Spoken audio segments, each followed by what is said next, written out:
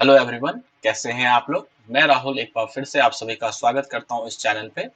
आज हम लोग देखने वाले एसएससी सीएचएसएल 2022 के 10 मार्च शिफ्ट 3 का पेपर। ठीक है, यहाँ हम लोग हार्डेस्ट से इजी शिफ्ट की तरफ मूव कर रहे हैं और हमने अभी तक ऑलमोस्ट शायद 8 शिफ्ट कर लिए हैं डिस्कस। ठीक है, और काफी अच्छे कॉन्सेप्ट आपको यहाँ पे सीखने को मिलेगा। ठीक है, ये क्लियर है।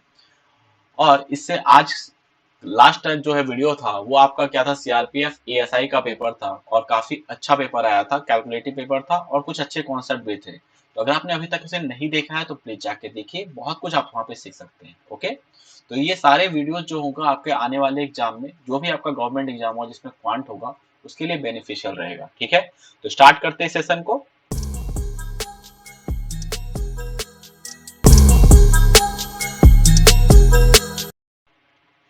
देखिए, the profit earned by the selling a jacket for rupees 9,610 is equal to the loss incurred by selling the same jacket for rupees 7,690. What should be the selling price of the jacket to earn 10% profit? Okay, देखिए, मान लेते हैं कुछ cost price होगा, हमें नहीं पता। ठीक है, अब यहाँ से जब आप इसको प्रॉफिट पे अगर बेचते हैं, प्रॉफिट हमें नहीं पता, तो ये कितने पे सेल होता है। सेलिंग प्राइस जो होगा वो आपका 9,610 पे होगा। ठीक है, अगर आपको लॉस पे बेच रहे हैं इसको, तो ये गिवन है 7,690।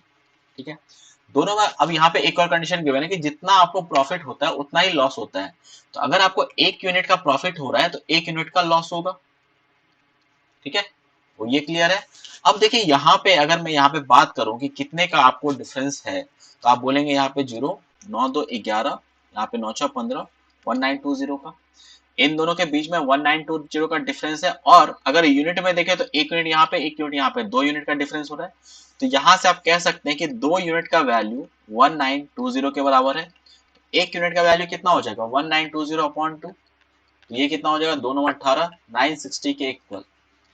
ठीक है, तो 1 यूनिट का वैल्यू हमने निकाल लिया, 960 के इक्वल होगा। अगर आपसे क्वेश्चन में ये पूछा जाता है कि लॉस क्या होगा या प्रॉफिट कितना था, ये जो आप जब बेच रहे थे इस प्राइस पे, तो आपका 960 का लॉस या प्रॉफिट था। ठीक है, ये हो गया।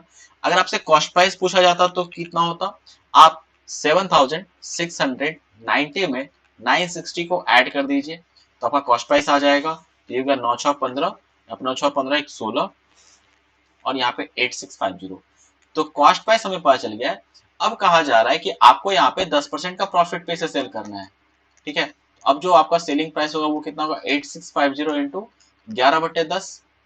10% कितना होता है, अगर आप इसको फ्रैक्शन में 1/10, तो ये हो जाएगा आपका 11/10। सॉल्व करने पे आएगा 5 6 5 11, 8 6 14, 1 15, 8 1 9, 9515 के बराबर। ऑप्शन 3 यहाँ पे करेक्ट है।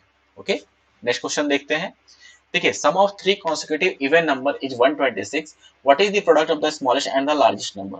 ओके, यहाँ पे देखिए, अगर आपको 3 consecutive इवन नंबर मानना है तो हम लोग मान सकते हैं a-2, a और a+2। यहाँ पे देखिए, इसको आप ऑप्शन से भी सॉल्व कर सकते हैं और बेसिक तो मेथड है ही। ऑप्शन से कैसे होगा, आपसे पूछा क्या गया है कि लार्जेस्ट और स्मॉलेस्ट का आपको मल्टीप्लीकेशन बताना है। तो इसमें जो सबसे छोटा होगा, ये नंबर आपका सबसे छोटा होगा, स्मॉलेस्ट होगा, और ये जो होगा ये आपका लार्जेस्ट होगा। ठीक है, इन दोनों का आपको आंसर चाहिए कि a-2 इंटू a+2 चाहिए। ये आपका क्या होगा, आंसर आएगा। तो ए स्क्वायर का वैल्यू क्या होगा, आंसर +4। मीन्स आपका जो भी ऑप्शन है उसमें अगर आप 4 ऐड करते हैं तो वो एक परफेक्ट स्क्वायर नंबर बन जाना चाहिए। अगर आप इसमें 4 ऐड करेंगे, 1624 एक परफेक्ट स्क्वायर नहीं है, तो ये नहीं हो सकता है। 1844 भी एक परफेक्ट स्क्वायर नहीं है। ठीक है, तो ये भी नहीं होगा। 1764 बनेगा, ये आपका परफेक्ट स्क्वायर, 42 का स्क्वायर होता है 1764, ये आपका हो जाएगा। और 1954 ये तो नहीं ही होगा। ठीक है, तो यहां से ऑप्शन से आप इस तरीके से कर सकते थे, ऑप्शन 3 आपका आंसर होता। ओके, नॉर्मल क्या है कि आप इन तीनों को सम करेंगे तो 126 आ रहा है, तो इनको सम करने पे 3a का वैल्यू आपको पता चल गया। तो यहां से हमारे पास a का वैल्यू 42 हो गया। अब देखिए, आपसे पूछा गया प्रोडक्ट बताना है कि स्मॉलेस्ट और लार्जेस्ट का, मीन्स 42 - 2 इंटू 42 + 2 पूछा गया है। तो ये 42 का स्क्वायर प्लस 4, 42 का स्क्वायर -4, तो ये कितना हो जाएगा, 1764 - 4, 1760 के बराबर। तो ये आपका आंसर होगा। ओके, तो ये आपका दूसरा मेथड हो गया। तो नेक्स्ट क्वेश्चन देखते हैं। देखिए, The radius of a circle is 18 centimeter and angle made by chord AB at the center of the circle is 60 degree. What is the length of this chord? Okay. आपको एक बात ध्यान रखनी है, अगर आपके पास एक आइसोसेलेस ट्राइंगल हो, ठीक है, और इन दोनों के जो आपका साइड इक्वल है उसके बीच में ये 60 डिग्री बन जाए, तो ये ध्यान रखना है कि ये हमेशा एक इक्विलेटरल ट्राइंगल फॉर्म करेगा। अगर आपको ये ध्यान है ना, तो आप डायरेक्टली इसका आंसर 18 मार सकते थे। ठीक है, कैसे?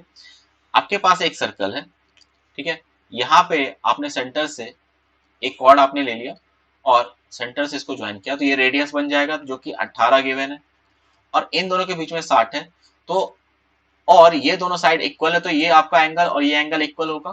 तो 160 में 180 में से 60 घटाएंगे तो 120, जो कि ये 60 होने वाला है। ठीक है, तो ये सारा साइड इक्वल, तो ये भी आपका 18 ही होने वाला था। ओके, तो यहाँ पे आंसर क्या हो जाएगा? Option 3। Next question, of the 5 subjects the average marks of Rakesh in first 3 subjects was 75 and the average marks in the last 3 subjects was 82. If his marks in the third subject was 66, then what is the his average marks in all the 5 subjects? ठीक है, देखिए मान लेते हैं पहला 3 जो subject है वो क्या है? A प्लस बी प्लस सी। यहां से टोटल क्या आ जाएगा? 75 इंटू 3। ठीक है, एवरेज में आप 3 से मल्टीप्लाई कर दीजिए, और लास्ट का 3, तो 5 ही सब्जेक्ट है, तो सी तो इस बार भी कॉमन आएगा, सी प्लस डी प्लस ई हो जाएगा, तो ये वैल्यू आपका क्या होगा? 66 इंटू 3 हो जाएगा। यहां तक क्लियर है? अब देखिए, अगर आप इन दोनों इक्वेशन को ऐड कर देते हैं तो हमारे पास क्या बनने वाला है? A plus C plus D plus E plus एक सी आपके पास एक्स्ट्रा आ जाएगा, तो सी अलग कर लीजिए इसे, इक्वल टू यहाँ पे 3 कॉमन ले लेंगे और ये आएगा 75 प्लस 61, जो कि 6 5 11 141 के बराबर। सॉरी, यहाँ पे ये 66 नहीं है, ये आपका 82 है, ये आपका 82 है। तो यहाँ पे ये कितना होगा? 5 2 7 8 7 15, 5 2 7 हो जाएगा यहाँ पे, और 8 7 15, 157 हो गया। ठीक है, 157 आ जाएगा, ये क्लियर है? अब देखिए यहाँ पे आपको सी का वैल्यू पता है, ये 66 है, A plus B plus C plus D plus E, ये कितना होगा? 3 इंटू 157 माइनस 66, और आपको एवरेज चाहिए तो आपको 5 से डिवाइड करना पड़ेगा, 5 से डिवाइड कीजिए, तो ये हो गया 7 21, 5 45 471 माइनस 66, तो ये आएगा 405 बाई 5, जो कि 81 के इक्वल होगा। ऑप्शन 4 यहाँ पे करेक्ट है। ठीक है, तो नेक्स्ट क्वेश्चन देखते हैं। देखिए, length of direct common tangent is 24 centimetre for 2 circle whose radius are 16 centimetre and 6 centimetre, what is the distance between the centre? ठीक है, देखिए यहाँ पे आपको एक फॉर्मूला पता होना चाहिए कि अगर आपके पास 2 सर्कल हो, ये हमने 2 सर्कल बनाया और इसके बीच का डिस्टेंस मान लेते हैं d है, और ये आपका r1 और ये आपका r2। ठीक है, अगर आप इसको ज्वाइन करेंगे तो ये जो लेंथ होता है, लेंथ ऑफ कॉमन कॉर्ड, इसका वैल्यू होता है L equal to under root D square minus r1 minus r2 का स्क्वायर। ठीक है, अगर ये फॉर्मूला पता है तो आप इजिली कर सकते हैं। ठीक है, लेंथ ऑफ कॉमन कॉर्ड जो होता है D square minus r1 minus r2 का होल स्क्वायर। अब यहाँ पे हमारे पास L क्या है? आपके पास 24 है। ठीक है, और डी स्क्वायर माइनस r1 है 16 माइनस 6 का स्क्वायर। ठीक है, और यहाँ पे स्क्वायर ये कन्वर्ट हो जाएगा, तो आपके पास डी स्क्वायर क्या होता है? 24 स्क्वायर प्लस 10 का स्क्वायर हो जाएगा, जो कि यहाँ से सॉल्व करने पे 26 आएगा, ये हो जाएगा। आपको एक ट्रिपलेट में ध्यान रहना चाहिए कि 24 10 और 26, ये 26, ये एक क्या है? ट्रिपलेट है। अगर आपको याद है तो आप डायरेक्टली कर सकते थे यहाँ पे इस कैलकुलेशन को, तो ऑप्शन 1 यहाँ पे करेक्ट होगा। ओके, तो नेक्स्ट क्वेश्चन देखते हैं। देखिए, in a mixture milk and water are in the ratio of 1:4 and some milk is added to the mixture because of which the ratio of milk and water become 2:1. How much milk was added as a percentage of the initial mixture? Okay, देखिए यहाँ पे initially क्या है, 2 method से मैं बता रहा हूँ आपको। पहले हम लोग यहाँ पे मेथड 1 देख रहे हैं। ठीक है, यहाँ पे 1:4 का रेशियो है, इनिशियली जो है मिल्क और वाटर का 1:4 का रेशियो है। अब इसमें आपने क्या किया, यहाँ पे आपने कुछ मिल्क ऐड किया है। ठीक है, ये गिवन है कि यहाँ पे आपको मिल्क ऐड कर रहे हैं और ये रेशियो कन्वर्ट हो गया 2:1 का। ठीक है, अब यहाँ पे आप सोचिए कि हमने वाटर में कोई चेंजेस नहीं किया है। ठीक है, आपने हमें मिल्क ऐड किया तो वाटर का क्वांटिटी में तो कोई चेंज नहीं होना चाहिए, तो हम लोग यहाँ पे क्या करेंगे, इसको बराबर करेंगे। तो यहाँ पे 1 है, यहाँ पे 4 है, तो अगर मैं यहाँ पे पूरे में 4 से मल्टीप्लाई करूं, अच्छा, पूरे में क्यों मल्टीप्लाई करें, क्योंकि आपको रेशियो भी तो मेंटेन करना है, यहाँ पे रेशियो 2:1 ही बनना चाहिए, इसीलिए हम लोग पूरे में कर रहे हैं, जिससे कोई इफेक्ट ना पड़े। तो अब ये पूरे में जब आप मल्टीप्लाई करेंगे तो ये बन जाएगा 8:4 का रेशियो।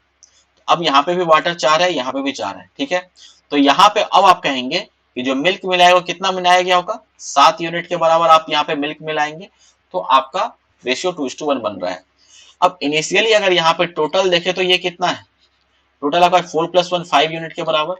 तो अब पूछा जा रहा है कि आपने जो मिल्क ऐड किया है वो आपका जो इनिशियल टोटल मिक्सचर था उसका कितना परसेंटेज है, मीन्स आपसे वैल्यू पूछा गया है 7/5 इंटू 100 का, जो कि 140% हो। ऑप्शन 4 यहाँ पे करेक्ट है। ये आपका मेथड 1 हो गया। मेथड 2 हम लोग इसको एलिगेशन से भी सॉल्व कर सकते थे। कैसे, देखिए यहाँ पे मिल्क और वाटर का रेशियो 1:4 है मिक्सचर 1 में। अगर मैं वाटर पे एलिगेशन लगाऊं तो ये क्या हो जाएगा, 4/5 होगा, ठीक है। दूसरे मिक्सचर में आपके पास वाटर तो है नहीं, सिर्फ मिल्क है, तो यहाँ पे हमने 0 ले लिया। जो फाइनल बन रहा है इन दोनों को मिलाने पे, यहाँ पे मिल्क और वाटर का रेशियो 2:1 है, तो यहाँ पे ये वैल्यू 1/3 होगा। ये क्लियर है, ये वैल्यू आपका 1/3 होगा। अब यहाँ पे एलिगेशन लगाएंगे तो ये आपका 1/3 हो जाएगा इस साइड, एंड यहाँ पे 4/5, यहाँ पे 1/3 माइनस 4/5 करेंगे, सॉरी 4/5 माइनस 1/3 करेंगे तो ये वैल्यू कितना होगा, 7/15 होगा, ठीक है। अब ये जो वैल्यू आता है ये क्या बताता है आपको कि आपने मिक्सचर 1 और मिक्सचर 2 से क्या क्वांटिटी लिया उसका रेशियो। इस रेशियो को आप सिंप्लीफाई कर लेंगे तो ये आपको कितना आ जाएगा, 5:7 का रेशियो बनेगा। मीन्स आपने मिक्सचर 1 से 5 यूनिट लिया है, तो आपको मिल्क कितना लेना पड़ेगा, यहाँ पे 7 यूनिट। ये आपका क्या है, मिक्सचर मिल्क प्लस वाटर है यहाँ पे, और यहाँ पे सिर्फ मिल्क है, ठीक है। तो आपने 7, ये आपका निकल गया। तो अब आपको जो चाहिए वो क्या है, 7/5 इंटू 100, ये आपका 140 आंसर हो जाएगा। ऑप्शन 4 करेक्ट है। ओके, तो आपको जो मेथड ज्यादा बेटर लगता है आप उसको देखिए, बट दोनों मेथड इंपॉर्टेंट है, आपको ये पता होना चाहिए। नेक्स्ट क्वेश्चन देखते हैं। देखिए, side of a triangle are 12 centimeter, 9 centimeter and 9 centimeter. What is the radius of the circumference of the triangle? Okay, इस क्वेश्चन को सॉल्व करने के लिए हमें दो फॉर्मूला पता होना चाहिए। सबसे पहले, अगर आपके पास एक ट्राइंगल हो और ये टच कर रहा है, इसका आपको रेडियस निकालना है, और इसका जो साइड है वो ए बी सी है। तो आर इक्वल टू क्या होता है, A B C upon 4 into area of triangle, ठीक है। और एक फॉर्मूला कि यहाँ पे अगर आपके पास एक आइसोसेलेस ट्राइंगल हो ए बी सी, ठीक है, आइसोसेलेस ट्राइंगल, तो इसको मान लीजिए ए कर लीजिए, ठीक है। ये दोनों साइड इक्वल होगा, तो आप ये पॉइंट से, वर्टेक्स से अगर आप इस पर ड्रॉ करते हैं परपेंडिकुलर, तो इसे दो इक्वल पार्ट में डिवाइड करता है, ये भी ध्यान रखना है आपको, ये दो इक्वल पार्ट में डिवाइड हो जाएगा। ओके, तो और या तो आप हीरोज फॉर्मूला लगा के आप डायरेक्टली यहाँ पे एरिया निकाल सकते हो, तो मैं यहाँ पे आइसोसेलेस ट्राइंगल में इस मेथड को यूज करूंगा, ठीक है। तो अब क्वेश्चन पे आते हैं। देखिए, यहाँ पे हमारे पास जो ट्राइंगल का साइड है 12, 9, 9 और 12 है, ठीक है। यहाँ पे आपने एक परपेंडिकुलर ड्रॉप किया तो ये दो इक्वल पार्ट में डिवाइड होगा, ये 6 हो जाएगा, ये 6 होगा। तो अब ये हाइट आप निकाल सकते हैं, हाइट इक्वल टू क्या होगा, √9 स्क्वायर माइनस 6 स्क्वायर, ठीक है। तो 9 का स्क्वायर करेंगे तो ये आपका 81 होता है, ठीक है।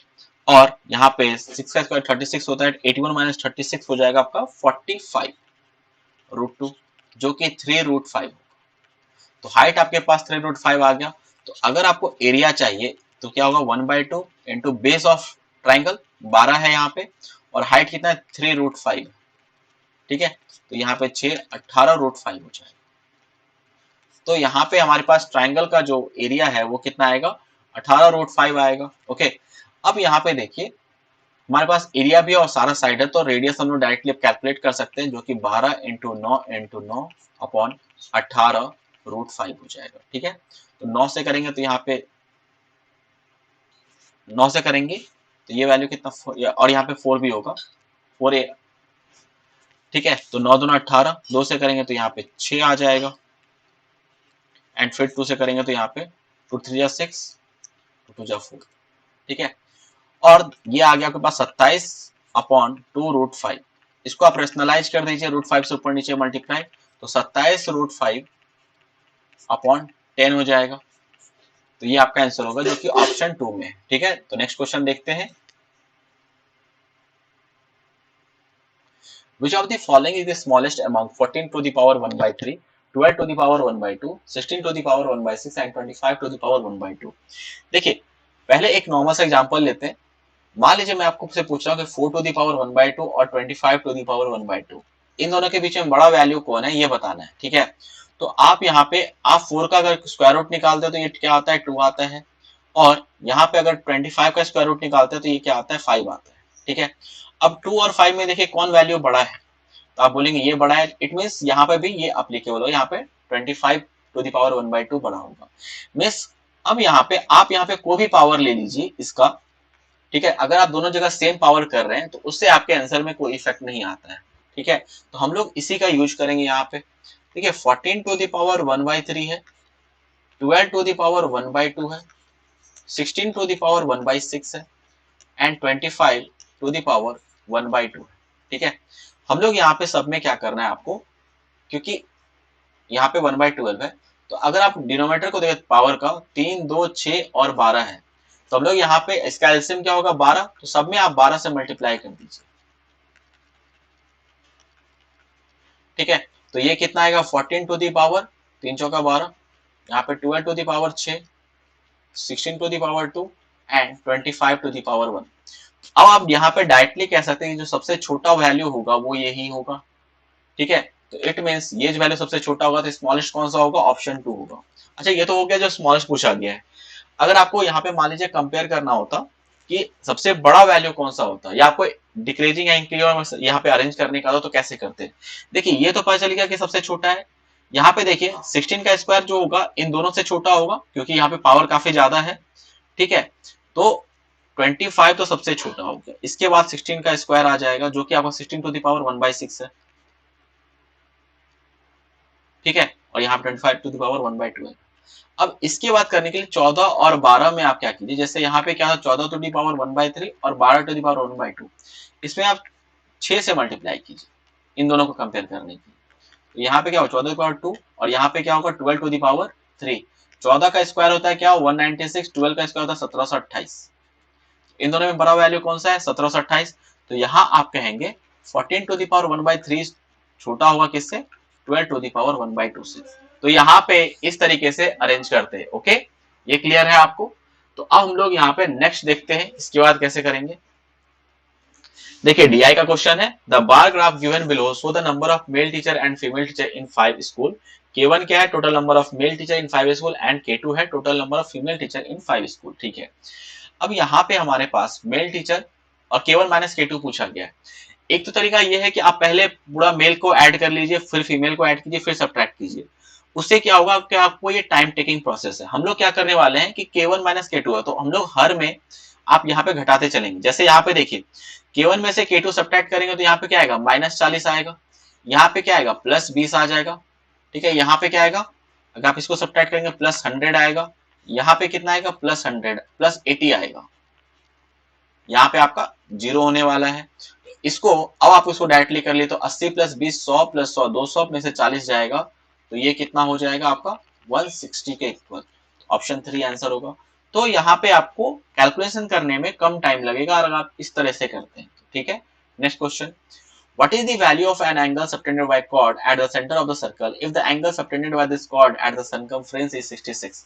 देखिए, मैंने आपको ये फॉर्मूला काफी बार बता रखा है कि अगर आपके पास एक सर्कल हो और सेंटर पे एक एंगल फॉर्म हो रहा है और यहाँ पे कॉर्ड पे सॉरी सरकमफ्रेंस पे एक कॉर्ड के द्वारा, तो जो सरकमफ्रेंस पे और ये थीटा है तो यहाँ पे ये 2 थीटा होता है। तो इसके बारे में कहा गया ये 66 है तो ये कितना हो जाएगा 2 थीटा, 132। ऑप्शन 2 करेक्ट है। ठीक है, next question, sin x equals to √3 cos x, then what is the value of 3 sin square x plus cos x upon 2 cos x plus 5। तो यहाँ पे देखिए sin x equals to √3x है तो यहाँ पे cos x को left hand side में लेके आएंगे तो tan x का वैल्यू क्या आ जाएगा √3। तो यहाँ से आप कहेंगे x इक्वल टू कितना होगा 60 डिग्री। तो यहाँ पे आप पुट कर दीजिए 30 into sine square 30 sine square 60 जो होता है ये कितना हो जाएगा √3/2 का square 3/4 plus cos 60 1/2 upon 2 into 1/2 plus 5। ठीक है, देखिए 9/4 प्लस 1/2 करेंगे तो ये वैल्यू कितना हो जाएगा यहाँ पे आएगा 9 प्लस 2 अपॉन 4 अपॉन यहाँ पे 6 हो जाएगा, तो 11/24 होगा। ऑप्शन 4 यहाँ पे करेक्ट है। ओके, तो नेक्स्ट क्वेश्चन देखिए, ये इज नहीं है, या इफ कर लीजिए। If x equal to 45 degree then what is the value of 2 cos square x plus 3 cos square x। Okay, तो 2 इंटू कॉसेक स्क्वायर x का 45 डिग्री पे लेंगे तो ये वैल्यू कितना होगा, √2 का स्क्वायर 2 हो जाएगा, प्लस 3 इंटू सेक स्क्वायर 45 लेंगे तो ये कितना होगा आपका 2 हो जाएगा। तो ये कितना होगा आपका 2 दूना 4 3 3 10 के बराबर हो रहा है। यहाँ पे ये वैल्यू कितना हो रहा है आपका 10 के बराबर हो रहा है। ओके, ये क्लियर है, तो ऑप्शन 4 यहाँ पे करेक्ट हो जाएगा। ये क्लियर है। नेक्स्ट क्वेश्चन देखते हैं। Weight of Ayush and Abhishek are in the ratio of 8:5। Abhishek weight increase by 40% and total weight of Ayush and Abhishek both increased by 60%. If the total weight becomes 104 kg, then what is the weight of the Ayush after the increment? ठीक है, देखिए यहाँ पे हमारे पास आयुष है और अभिषेक है। ठीक है, अब इनका जो रेशियो है वो 8:5 है वेट का, तो मैं यहाँ पे इसे क्या कर रहा हूँ 800 और 500 ले रहा हूँ। ठीक है, इससे क्या फायदा होगा ये आपको बाद में पता चलेगा। इसको लेने में कोई दिक्कत नहीं क्योंकि रेशियो अभी भी आपका 8:5 ही रहने वाला है। ठीक है, और आप अभिषेक के वेट को 40% से इंक्रीज कर देते हैं। यहाँ पे इसके वेट को 40% से अगर इंक्रीज करेंगे तो ये वैल्यू कितना होगा, ये 700 हो जाएगा। 40% इसका 200 होता है, ये आपका 700 होगा। ठीक है, और टोटल की अगर बात करें कि अभिषेक और आयुष का इनिशियली जो है वेट है, इनिशियल वेट वो कितना है 8×5 1300। ठीक है, और फाइनल में देखिए यहाँ पे कहा जाए कि टोटल वेट में 60% का इंक्रीज कर रहे हैं, तो ये 160 इंटू 13 करेंगे तो ये वैल्यू कितना हो जाएगा आपका 2080 के बराबर। ठीक है, अब अभिषेक का वेट 700 है और टोटल वेट आपका 2080 है, तो यहां से आप कहेंगे तो ये वैल्यू कितना होना चाहिए 1380 के बराबर। कोई दिक्कत नहीं है। अब देखिए इसके बारे में क्या कहा गया, टोटल वेट बिकम्स मींस जो बाद वाला 2080 जो है ना, ये वैल्यू 2080 यूनिट जो है ये आपका इक्वल है किसके 104 केजी के बराबर है। तो एक यूनिट का वैल्यू कितना हो जाएगा 104 अपॉन 280 जो कि होगा 1/20 के इक्वल। आपको चाहिए कि इंक्रीमेंट के बाद आयुष का वेट कितना है जो कि 1380 यूनिट के बराबर है, तो इसका वैल्यू कितना होगा 1380 अपॉन 20, तो ये वैल्यू हो जाएगा 69 केजी के इक्वल। ऑप्शन 4 करेक्ट है। ठीक है, तो नेक्स्ट क्वेश्चन देखते हैं। देखिए x square plus 1 upon x square आपका 38 है, then what is the value of x minus 1 upon x. ठीक है, तो सिंपल अलजेब्रा क्वेश्चन है, यहाँ पे इसका स्क्वायर करेंगे तो आपका x square plus 1 upon x square plus 2 into x into यहाँ पे माइनस कर लीजिए, ये माइनस। ठीक है, तो 2 into x into 1 upon x हो जाएगा, ये कैंसिल। तो आपके पास यहाँ पे x square plus y square 1 upon x square के बाद 38 है, -2 करेंगे तो 36 आएगा, और इसका स्क्वायर रूट लेना है तो आपको x माइनस 1 अपॉन एक्स का वैल्यू जो कि 6 के बराबर हो। ऑप्शन 1 यहाँ पे करेक्ट है। Next question, Nutan gets 2 offer of loan from bank and an app. The app offered 10,000 at 15% per annum compounded annually for 2 years, and the bank offered the same amount at the same rate for the same time but on the simple interest. ठीक है, find the difference between the interest. ठीक, देखिए यहाँ पे एक तो app में पैसा लग रहा है और एक बार यहाँ पे बैंक जो है सिंपल इंटरेस्ट पे काम करेगा और ऐप जो है वो आपका कंपाउंड इंटरेस्ट पे काम कर रहा है। यहाँ पे प्रिंसिपल 10,000 है, टाइम कितना है 2 साल का है, और रेट ऑफ इंटरेस्ट 15% है। यहाँ पे आपका सब कुछ सेम, कोई डिफरेंस नहीं है प्रिंसिपल, टाइम और रेट में। ठीक है, बट ये सिंपल इंटरेस्ट पे है। अब देखिए अगर मैं आपसे पूछूं कि यहाँ पे इफेक्टिव इंटरेस्ट कितना बनने वाला है, सिंपल इंटरेस्ट कितना, आप बोलेंगे 15 + 15 हर साल 15% मिलेगा, 2 साल में कितना मिलने वाला है 30% के बराबर। और कंपाउंड इंटरेस्ट में जो है कितना इफेक्टिव आपका रेट आएगा, तो हम लोग ये निकाल सकते हैं इंटरेस्ट, अगर हम लोग यहाँ पे इफेक्टिव रेट कितना होगा, आपको मैंने सक्सेसिव का फॉर्मूला बताया है, वहां से आप आर इफेक्टिव निकाल लीजिए आर डैश, तो ये 15 + 15 + 15 इंटू 15/100। ठीक है, तो ये कितना हो जाएगा 32.5%। ठीक है, 32.5%। अब इन दोनों के बीच में कितने का डिफरेंस हो रहा है परसेंटेज के टर्म में, तो आप बोलेंगे 2.5% का डिफरेंस क्रिएट हो रहा है। 2.5% का डिफरेंस क्रिएट हो रहा है। तो यहाँ पे आपको प्रिंसिपल पे देखिए 10,000 पे 2.5% का वैल्यू क्या आता है ये निकाल लेना है। तो ये कितना हो जाएगा आपका 250 के इक्वल, ये वैल्यू आपका 250 के इक्वल हो रहा है। तो ऑप्शन 4 यहाँ पे करेक्ट होगा। अच्छा, ये तो हमने यहाँ पे सक्सेसिव का यूज किया है। आपको मैंने बोला कि आपको ट्री पे भी पकड़ होनी चाहिए, तो वो भी मैं आपको यहाँ पे डिस्कस कर रहा हूँ। ठीक है, ये क्लियर है। अब यहाँ पे देखिए, सॉरी यहाँ पे हमने कुछ मिस्टेक किया कि 15 इंटू 15 225 होता है, तो ये क्या हो जाएगा 32.25 होगा। एक मिनट, इसे करेक्ट कर लेंगे। यहाँ पे थोड़ा सा कैलकुलेशन मिस्टेक है।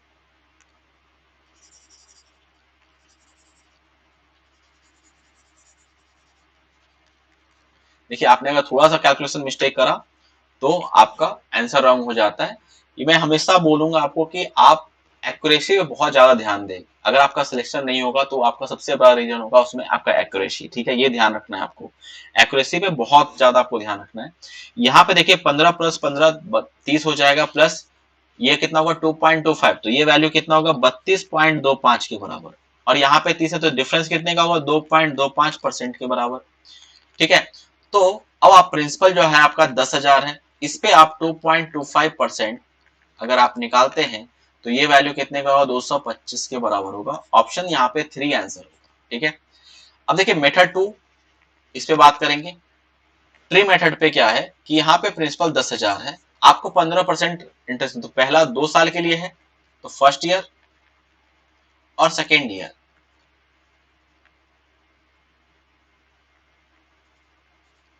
ठीक है, यहाँ पे सेकेंड ईयर है। अब देखिए पहले साल में आपको 15% किसी से प्रिंसिपल भी मिलेगा, तो ये कितना हो जाएगा 1500 के बराबर। और दूसरे साल में आपको पहले तो ये प्रिंसिपल पे मिलेगा जो कि 1500 होगा 15% के रेट से। अब कंपाउंड इंटरेस्ट में क्या होता है कि आपका जो पहले साल इंटरेस्ट आया था उस पर भी इंटरेस्ट मिलने वाला है, तो 1500 का 15% निकालेंगे तो ये 225 हो जाएगा। ठीक है, अब देखिए इसका क्या खासियत है, यहाँ से आप सब कुछ कर सकते हैं। अगर आपसे पूछा जाए कि 2 साल का आपका सिंपल इंटरेस्ट कितना होगा, आप इनको ऐड कर दीजिए 15 प्लस 1500, ये आपका 2 साल का होगा।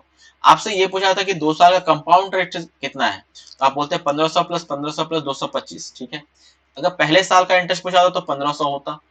अगर आपसे ये पूछा जाए कि दोनों में डिफरेंस कितने का आएगा, सिंपल इंटरेस्ट और कंपाउंड इंटरेस्ट में डिफरेंस कितने का आएगा, तो देखिए ये 1500 और ये दोनों में सेम हो रहा है, तो आपको जो डिफरेंस है वो ये वैल्यू देगा, ये आपका डिफरेंस होगा, और यही तो आपसे पूछा गया था। ठीक है, तो ये आपका आंसर होगा ऑप्शन 3। ओके, तो दोनों मेथड काफी इंपॉर्टेंट है, आपको दोनों पता होना चाहिए अच्छे से। ठीक है, क्वेश्चन के अकॉर्डिंग हम लोग इस मेथड को यूज करते हैं। ओके, नेक्स्ट क्वेश्चन देखते हैं। देखिए sine C plus D equal to root 3/2, sec C minus D equal to 2/√3, then what is the value of C and D. ठीक है, देखिए C plus sine C plus D का value √3/2 है, तो हम लोग डायरेक्टली कह सकते हैं सी प्लस डी कितना हो जाएगा 60 डिग्री, क्योंकि साइन 60 कितना होता है √3/2।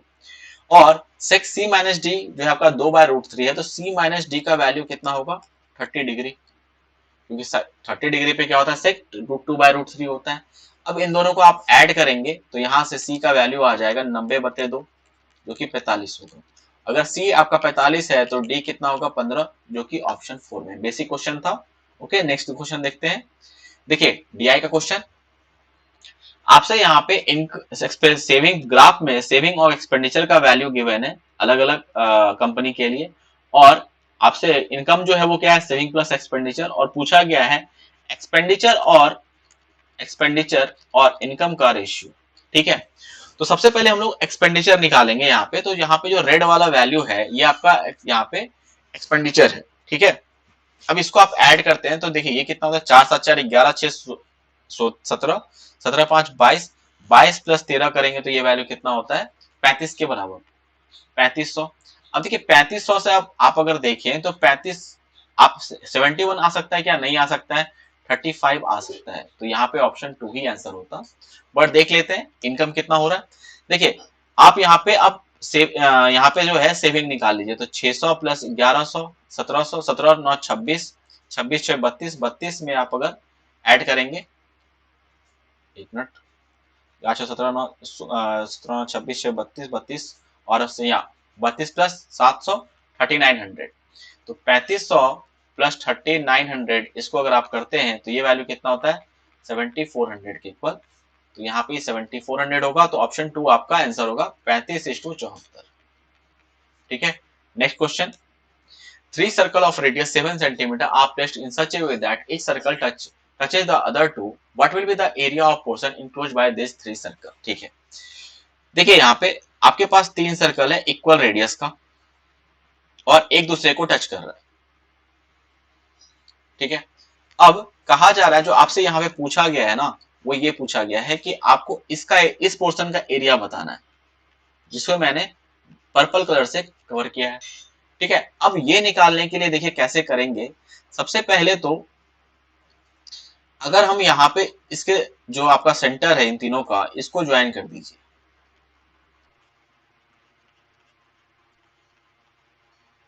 ठीक है, अब यहाँ पे जब आप ज्वाइन करेंगे तो ये वैल्यू आपका रेडियस इसका होगा, आर में 7 यहाँ पे आर था। ठीक है, और ये भी आपका आर होगा, ये आपका आर होगा, ये भी आपका आर होगा, ये आपका आर होगा, ये आपका आर होगा। ठीक है, ये क्लियर हो गया। और ये आपको एक जो ट्रायंगल फॉर्म हो रहा है, इसको आप कह सकते हैं एक इक्विलेटरल ट्रायंगल होगा, जिसका साइड लेंथ कितना है 2r के बराबर, और सारा एंगल जो होगा ये 60-60-60 होगा। यहां तक क्लियर है। अब अगर इस पूरे ट्रायंगल के एरिया में से अगर आप इसको सब्ट्रैक्ट कर देते हैं, ये जो सेक्टर बन रहा है 3 सेक्टर यहाँ पे, इसको अगर आप माइनस कर देंगे तो आपका आंसर आ जाएगा। तो हम लोग यहाँ पे कह सकते हैं एरिया ऑफ जो ट्राइंगल है, area of triangle minus 3 into area of sector, क्योंकि हर जो सेक्टर है उसका एरिया सेम होगा, क्योंकि यहाँ पे रेडियस सेम है। ठीक है, और एंगल भी सेम है, ये क्लियर है। और ये वैल्यू क्या देगा आपको, आंसर देगा, जो आपका शेडेड रीजन है। ठीक है, तो अब एरिया ऑफ ट्राइंगल क्या होगा, ये साइड देखिए यहाँ पे कंफ्यूज नहीं हो रहा है, इसका साइड का लेंथ कितना हो जाएगा 14 हो जाएगा, 7 + 7 14, तो √3/4 इंटू 14 इंटू 14 होगा, क्योंकि इक्विलेटरल का फॉर्मूला क्या होता है, equilateral √3/4 into side square minus 3 into यहाँ पे एरिया ऑफ सेक्टर लेना है। ठीक है, तो एरिया एक सेक्टर का एरिया कितना हो जाएगा पाई, पाई का वैल्यू 22/7 आर स्क्वायर, आर कितना है एक सेक्टर के लिए 7 है, तो यहाँ पे 7 लेंगे इंटू 7 अपॉन 360 इंटू थीटा, तो थीटा कितना है हर के लिए यहाँ पे 60, और 3 से हमने मल्टीप्लाई किया यहाँ पे, क्योंकि 3 इक्वल सेक्टर है। तो अब इसे सॉल्व करेंगे तो यहाँ पे देखिए 4 यहाँ पे कैंसिल, यहाँ पे 7 होगा और यहाँ पे भी 7, तो 49√3 माइनस यहाँ पे 7 से 7 कैंसिल, और यहाँ पे देखिए 60 इंटू 3 180 अपॉन, इसको करेंगे तो 2 से कैंसिल होगा, तो यहाँ पे 11, 11 इंटू 7 करेंगे तो ये 77 के बराबर होगा। तो 49√3 माइनस 77 ऑप्शन 1 में है, तो ये आपका आंसर होगा। Okay, next question. If a plus b plus c equal to 10, then what is the value of aq plus bq plus cq।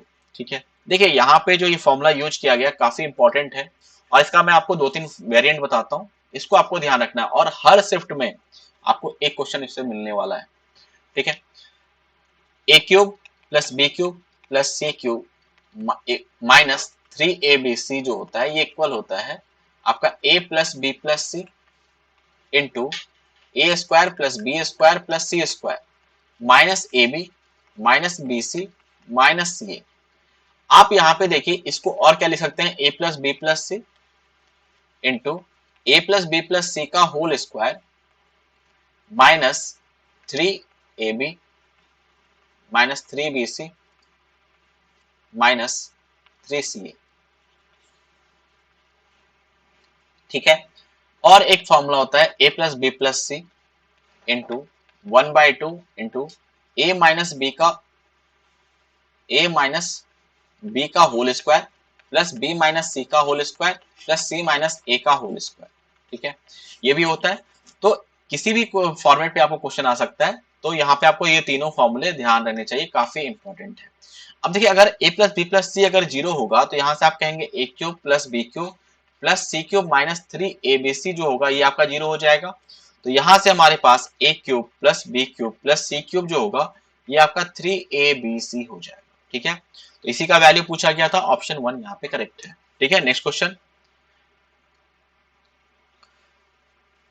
देखिए, एक टेबल गिवन है यहाँ पे जिसमें एम्प्लॉय और सैलरी के बारे में बात किया गया, और आपसे पूछा गया है ratio of L M N together to the salary of P and Q. ठीक है, और पी और क्यू का अगर आप सम करते हैं तो यहाँ पे ये कितना हो जाता है 1050, और 21 का जो मल्टीपल होता है, अगर 50 से आप मल्टीप्लाई करते हैं तो 1050 आएगा। इसके अलावा तो किसी से बनेगा नहीं, ऑप्शन 4 होगा। ठीक है, वैसे आप एलएम को भी करेंगे तो ये कितना होगा, ये आपका होगा 1150, जो कि 23 का मल्टीपल हो रहा है। तो ऑप्शन 4 आपका आंसर हो जाएगा। ठीक है, ये क्लियर है। नेक्स्ट क्वेश्चन, यहाँ पे देखिए क्या है कि आपको 4 शॉप है गिवन और सब में शुगर, सूजी और व्हीट के बारे में गिवन है। और आपसे पूछा है quantity of wheat sold by shop 1, shop 3, shop 4 together is what percentage of the total sugar sold by all the 4 shop. ठीक है, अब देखिए ये वैल्यू पॉइंट में आपको गिवन है। ठीक है, तो सबसे पहले व्हीट का आप यहाँ पे देखिए क्या क्या लेना है आपको, 1, 3, 4 से लेना है। ये 16.5, 24 और 19.5। ठीक है, इसको आप क्या कीजिए, आप देखिए सिंपल वे में क्या है कि आप 16 को ले लीजिए और 24 को ले लीजिए। इन दोनों को लेंगे तो ये कितना वैल्यू हो जाएगा, 16 प्लस 24 कितना होता है, 30 हो जाता है, सॉरी ये आपका 40 हो जाएगा। और यहाँ पे देखिए 19.5 है और यहाँ पे जो ये 0.5 है, ये जो आपका 0.5 है, इसको आप इसमें कन्वर्ट कर दीजिए तो ये 20 हो जाएगा। तो ये आपका जो है ये 20 आएगा, तो 20 प्लस 40 कितना हो जाएगा, ये 60 के बराबर। ठीक है, तो यहाँ पे इसका सम कितना आने वाला था, 60। तो अगर मान लीजिए यहाँ पे छोटा सा तो आप कर सकते थे, बट अगर बड़ा बहुत सारा नंबर होता तो इस तरह से करने में क्या हो कि आपको आप एग्जॉस्ट नहीं होते सम करने पे। ठीक है, ये क्लियर हुआ कैलकुलेशन में। आपसे नेक्स्ट क्या पूछा गया है कि टोटल शुगर सॉल्ट बाय, तो शुगर यहाँ पे कौन कौन सा है, देखिए 12.5 है, यहाँ पे 15.3 है, फिर यहाँ पे आपका 20 है और 32.2 है। ठीक है, अगर आप यहाँ पे जो भी पॉइंट वाला वैल्यू है, अगर आप इसको देखिए 0.3, 0.2, इन सबको सम करके कितना हो रहा है, ये आपका 1 के बराबर हो रहा है। 0.5 प्लस 0.3 प्लस 2 ये 1 के बराबर होगा। अब 12 को 15 के साथ मल्टी ये करेंगे तो ऐड, तो ये 27 हो जाएगा। ठीक है, और ये 1 को आप 32 में कर दीजिए तो ये आपका 33 कन्वर्ट हो गया। 1 प्लस 32 आपका 33 हो गया। और यहाँ पे हमारे पास 20 है, तो 33 प्लस 27 करेंगे तो ये वैल्यू कितना, 60 प्लस 20 80 के बराबर हो रहा है। तो आपसे इसी का जो है परसेंटेज में पूछा गया 60/80 इंटू 100, तो ये वैल्यू कितना हो जाएगा, 20 या 60, 20 का 80, 4 से करेंगे तो 25, 25 या 75, 75%। ऑप्शन यहाँ पे 3 करेक्ट है।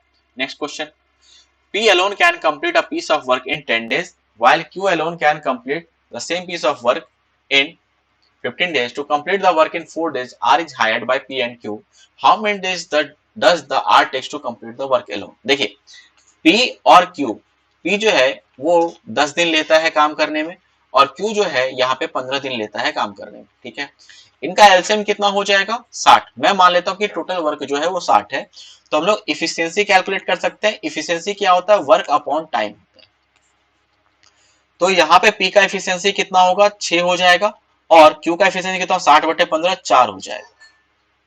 ठीक है, यहाँ पे आप इसे छोटा 30 ले सकते थे, कोई इश्यू नहीं आएगा। देखते हैं, देखिए यहाँ तो इसको आप 60 लेके भी करेंगे कोई दिक्कत नहीं है। यहाँ पे 6 और 4 आ गया, ये क्लियर हो गया। अब देखिए यहाँ पे कहा जा रहा है कि काम को 4 दिन में कंप्लीट करना है। ठीक है, तो 4 दिन में अगर काम को कंप्लीट करना है और यहाँ पे P प्लस क्यू का अगर एक दिन का बात करें, P प्लस क्यू जो है वो एक दिन में कितना काम करेगा, 6, 4, 10, तो 4 दिन में यहाँ पे कितना काम हो जाएगा, 4 दिन में तो 40 वर्क ये काम कंप्लीट कर देगा। ठीक है, अब देखिए P प्लस क्यू जो 40 वर्क कर रहा है, बचा कितना, 60, रिमेनिंग वर्क कितना है, रिमेनिंग जो 60 माइनस 40 कर दीजिए, तो 20 वर्क अभी भी बचा है, जो कि 4 दिन में आर के द्वारा क्या है, यहाँ पे 4 दिन में क्योंकि ये भी काम कर रहा है तो यहाँ पे ये 20 वर्क करेगा। तो एक दिन में कितना काम करेगा, तो 20/4, 5 के बराबर, ये 5 वर्क करेगा एक दिन में। ठीक है, अब आपको पूछा गया कि अगर आर जो है वो अकेले काम करे तो कितने दिन में काम को कंप्लीट करेगा, तो 60 वर्क है आपके पास टोटल, इसको 5 से डिवाइड करेंगे तो ये 12 आएगा और यही आपका आंसर होगा। ऑप्शन 1 करेक्ट है। ठीक है, नेक्स्ट क्वेश्चन देखिए, इफ 15 का क्यूब प्लस 4 का cube upon 15 square plus 4 square minus K equals 19, then what is the value of K. Okay, तो यहाँ पे आप डायरेक्टली कह सकते हैं ये वैल्यू कितने के इक्वल होगा, आपका 60 के बराबर होगा। कैसे, ए क्यूब प्लस बी क्यूब का फॉर्मूला होता है ए प्लस बी। मैंने आपको हर सेशन में बोलता हूँ कि इस पे क्वेश्चन बनते हैं इस तरह के फॉर्मूले पे। ठीक है, आपको ये ध्यान रखना है, A square plus B square minus A B.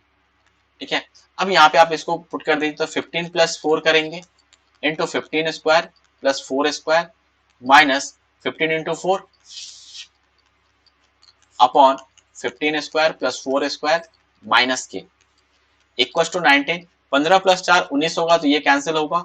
अब यहाँ पे 15 square plus 4 square minus 15 into 4 equal to 15 square into ये प्लस 4 स्क्वायर माइनस के। तो यहां से आप डायरेक्टली इसको सॉल्व करेंगे तो के का वैल्यू क्या आ रहा है 60 आ रहा है।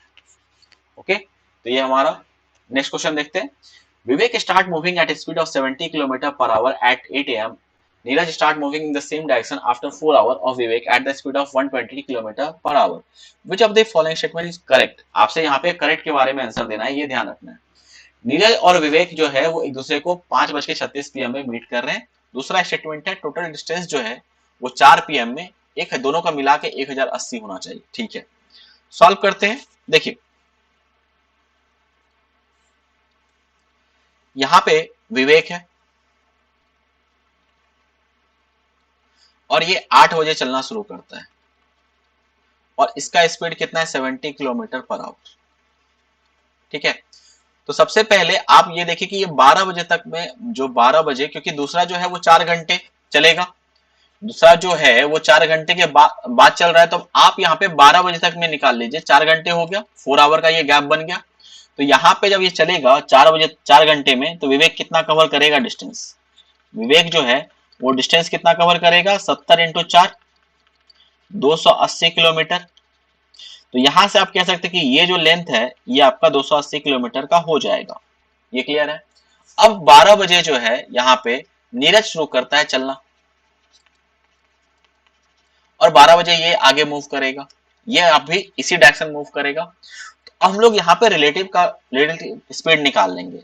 जब डायरेक्शन सेम हो तो हमें पता है कि रिलेटिव स्पीड जो होता है वो क्या होता है आपका, दोनों के डिफरेंस ले लेते हैं। 120 माइनस 70 करेंगे तो 40 आ जाएगा, सॉरी 50 आ जाएगा, 50 आ जाएगा, 50 किलोमीटर पर आवर। अब देखिए जब मीट करेगा तो इन दोनों के बीच में जो डिस्टेंस होगा वो 0 हो जाएगा, तभी तो जाके मीट हो जाएगा ना। अभी गैप कितने का है 280 का है, तो डिस्टेंस कितना कवर करना है 280, डिस्टेंस कितना कवर करना है 280, तो टाइम कितना लगने वाला है 280 अपॉन 50। सॉल्व करेंगे तो ये कितना आएगा 5 3/5 आवर।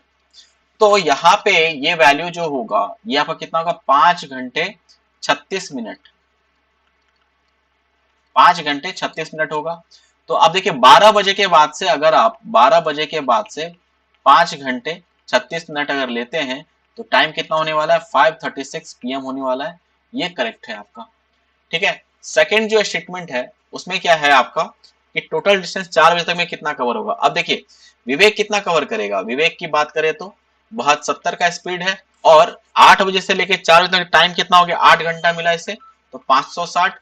और नीरज जो है ये कितना कवर करेगा 4 घंटा मिलेगा इसे और इसका स्पीड है 120, तो ये आपका 480 होगा।